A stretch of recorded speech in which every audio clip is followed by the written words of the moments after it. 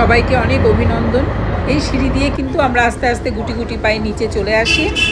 আর এভাবে গ্লাসের জানলা ছিল, ছোট ছোট বসার অ্যারেঞ্জমেন্ট করাই ছিল, সব আমরা বসে পড়ি। আর সমুদ্রের যে দৃশ্য, সমুদ্রের তলদেশের যে দৃশ্য, সেইগুলো আমরা উপভোগ করি। অসাধারণ লাগছিল কিন্তু দেখতে। তবে আমি খুব বেশিক্ষণ থাকতে পারিনি, আমার কেমন একটা গা ছমছম করছিল, ভয় লাগছিল। আমি একটু সময় থেকে ওপরে উঠে চলে এসেছি।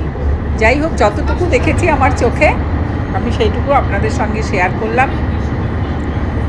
এই গ্লাস বোটের ট্রিপটা কিন্তু ওই হোটেল থেকেই আমরা বুক করেছিলাম। আমাদের গতকালকেই আমি বলেছি যে খুব বেশি গ্লাস বোটের খরচ ছিল না। এটাও কিন্তু ইনক্লুড ছিল ওই ট্রিপের মধ্যেই। মর্নিং ট্রিপ ছিল, আমরা ব্রেকফাস্ট করে বেরিয়ে গিয়েছিলাম। 1300, 1400, 1500 এর মধ্যেই ছিল অ্যামাউন্টটা। আমার ঠিক এক্স্যাক্ট মনে নেই, তবে এইরকমই ছিল অ্যামাউন্টটা। এর মধ্যে সব কিছুই ইনক্লুড করা ছিল।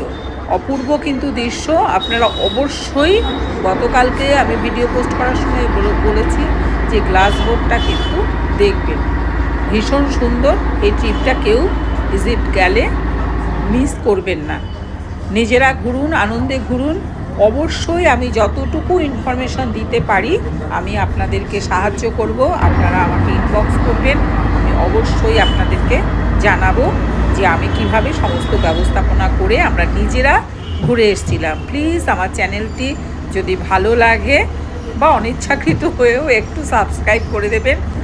সুস্থ থাকুন, আনন্দে থাকুন, ঘুরে বেড়ান, মনে রাখুন।